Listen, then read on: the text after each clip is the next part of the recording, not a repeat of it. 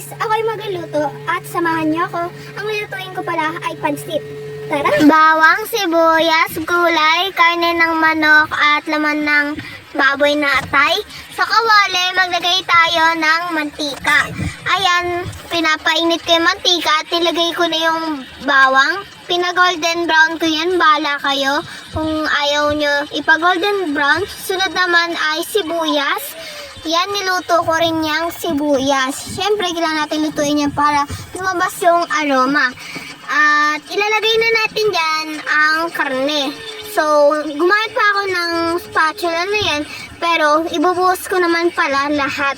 Halu-haluin hanggang sa maluto na yung karne. Tayo natin maluto syempre. So, sa parte hindi pa yan luto, pero wait lang kayo. Maluluto na yan. At ayan, hinalo-halo ko. At andyan, medyo luto na, medyo yung karne. Siyempre, hinalo ko ulit, halo-halo lang. Ayan.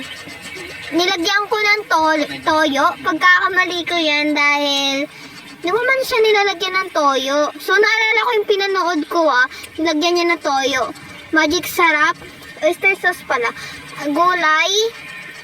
Ayan yung gulay. Cabbage, carrots.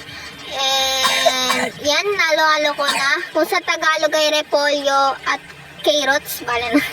Yan, hinalo-halo ko na. Nilagyan ko ng takip. Wala pa kaming takip sa kawali na yan. Sobrang laki ng kawali. At ilipat ko na siya sa may plato. Nagkamali pa ako sa paglipat. Ilipat ko sana sa pinag-anuhan ng gulay. Pero nagbago yung isip ko. Ayan na. Sa ano naman, sa may sabaw, maglalagay tayo ng toyo. Siyempre, tubig. 4 cups natin yung tubig. Yan, nakailang voiceover na ako guys Nilagay ko ulit ng toyo. At yung kumulo na yan, syempre ilalagay ko na yung pansit canton. Hindi yung pansit canton na may mga flavor Yan, iba yan. Pansit canton yung nabibili sa baba. 1 kilo ata yan, kaya dinamihan ko yung sauce niya ba yan. Ayan. Halo-halo ko na.